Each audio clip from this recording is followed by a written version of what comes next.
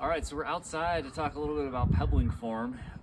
This is a good opportunity to really be able to see what the pebble's doing on the ice. Obviously, it can be hard to see exactly how the pebble's landing from a pattern perspective when we're out on the ice. So to talk a little bit about pebbling form, essentially we want to really be sure that we are keeping the pebble head level as we're pebbling back and forth. You can notice I kind of lock my arm in and there's not much wrist action. I'm really just forearm pretty secure, wrist pretty secure, and just trying to get a nice even width. You know, I want to cover the whole width of the sheet with one pebble stroke. So as I start to walk backwards here, you'll see how pebbling in that way gives me a nice even pattern.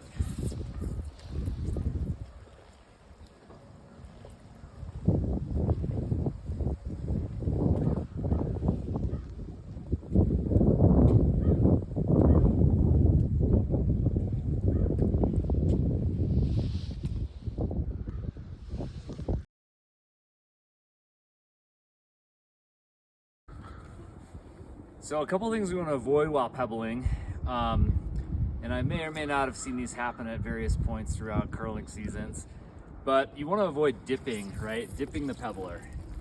You can see that we're getting really uneven pebble when we're dipping the pebbler down. The idea... You can see those dark streaks across where it's heavier and the lighter parts where it's no pebble at all. You also want to make sure that you keep your speed up and that you are getting that pebble head moved back and forth quickly in between. You don't want to be going too slowly. As you can see, that's going to really create uneven pebble as you work your way down the sheet. Notice the really wet spots and the really dry spots. One other thing that we want to make sure we don't see, we don't want any danglers. You want to make sure you're holding the pebble head by this firm handle here and not by the hose. If we're dangling, we're definitely not getting even pebble.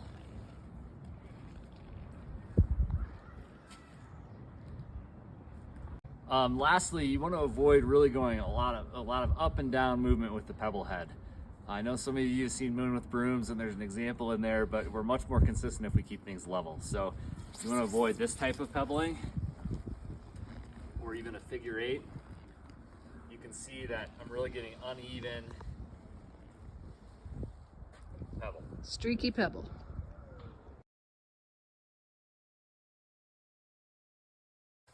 Filling up the pebbler. So we've got access to this janitorial room here at the rink, which is where we'll fill pebblers as well as the buckets for setting hacks. This faucet you'll see has a splitter on it. So of course you just need to make sure that the valve is on, hot and cold water, and then you can open up the individual valve for that hose that goes in the mop sink. When you're filling pebbler number 1, that pebbler is going to be filled with essentially room temperature water. So I've just been doing roughly half and half, hot and cold, maybe even a touch more cold than hot.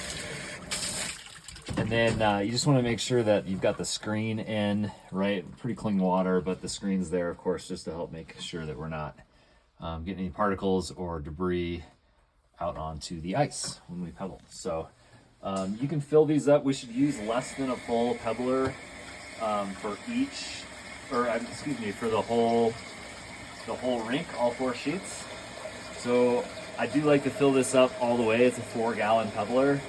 And that just ensures that we've got good, because these are gravity fed, so that just ensures that we've got good pressure as we're out there pebbling. So fill it up all the way to the 4 gallons or just shy of it.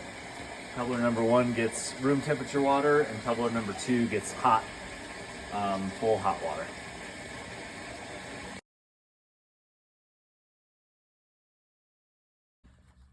Okay, so we've got our pebbler filled, and now we're out here on the ice. We talked a little bit outside about our pebbling form, and essentially, just a reminder, you want to keep this pebble head as level as possible, and your arm is basically locked in and just moving side to side. We want to keep that head level. We want that pebble to go as straight up and down as possible as it hits the ice. When I first come out on the ice, the other thing to remember is that pebble obviously serves a gameplay purpose in terms of creating that running surface for the stones. But as you may have experienced, we also want to get pebble down on the areas outside of the sheets themselves, because it can be dangerous in an unsafe situation to go from pebbled ice to non-pebbled ice. So knowing that the pebblers are coming out at the same time that rocks are starting to come onto the ice, what I like to do, the first thing when I come out is to just go ahead and get a swath of pebble down behind all of the sheets. So my goal here is really to go from the hack or the hack line, if the hacks aren't set yet, and get this area behind pebbled so that we can start moving stones out and people have a safe surface to walk on. The next thing I want to think about is that as I begin to pebble this sheet, it's important, of course, to get good pebble down from the hack to the back line and to the house itself. Now, again, we talked outside. Our goal here for a consistent pebble is to have 90 strokes over the course of one pass along the entire sheet here. And those strokes should happen in 40 seconds from backline to backline. So what I've started to do, it's not as hard as you may think, is I'll just pull up the stopwatch on my phone, and as I hit that back line, I go ahead and start my watch, and I kind of keep tabs on that, and I try to hit 40 seconds by the time I step over the other back line. I also want to make sure that I'm starting to pebble. I want to be moving as I start to pebble. So I'm going to start up here near the hack, and as I start to pebble, I'm now starting my time across the back line, and we're off and running on this sheet. Now 90 strokes, one stroke is essentially one full swing of your arms, right to left, back to right. So right to left, back to right is 1, 2. So your goal is 90 as you go down the sheet, which is quick. 1, 2, 3, 4, 5, 6, 7, 8, 9, 10. I'm telling you, your arm's gonna be sore if you're pebbling correctly. So that's our goal. When we look to create more consistency this season across all of our sheets and from week to week, 40 seconds from backline to backline, and 90 strokes, full strokes throughout that sheet. So the other thing that we are implementing this year, and we started to at the end of last season, is that we have 2 specific pebblers. So pebbler number one, like we talked about when we filled, gets filled with room temperature water. It's also, it's a medium fine pebble head. And this pebble head will stay on here. You might see it's engraved in there. It's actually a fine, 64, 74. That relates to the diameter of the holes and the number of holes that are punched in here on the front side. So pebbler number one is marked on the back. It says pebbler number one. It says use room temperature water. That's going to be the first pass on this sheet. The 40 seconds and 90 strokes is consistent for both pebblers. That doesn't change. That's still the target. But it is important that pebbler number one goes first. And then pebbler number two is going to have the hot water, and it's going to have a little bit larger pebble size. So that creates an additional surface on top of that first layer, and that's going to help our speeds. So it's important that we're pebbling in order. Pebbler number one first and pebbler number two second. And for efficiency's sake, it's definitely going to be helpful to have 2 people planning to pebble each night. You just need to allow really 15 to 20 seconds before the second person starts to give that pebble a chance to set up.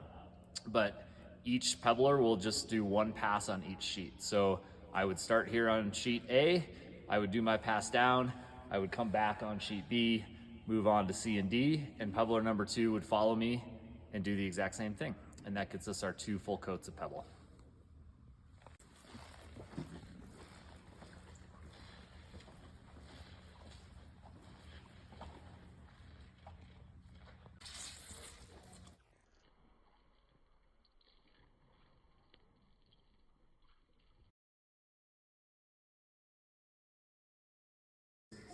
So whether it's when you're done pebbling or whether it's at the end of the night after purling's over, we want to make sure that these pebblers get emptied and drained before they get stored so we don't end up with ice in the bottom. So you can go ahead and take your screen out at this point and just make sure that you, of course, get the tank fully drained. also get that hose drained out. Try to get all the water. You know, it likes to sit in the bottom, of course. It's also a good idea when you fill these up that you may want to just put a little water in and make sure you're getting good flow. Occasionally I've had to put hot water, take the nozzle head off, run a little hot water through the hose.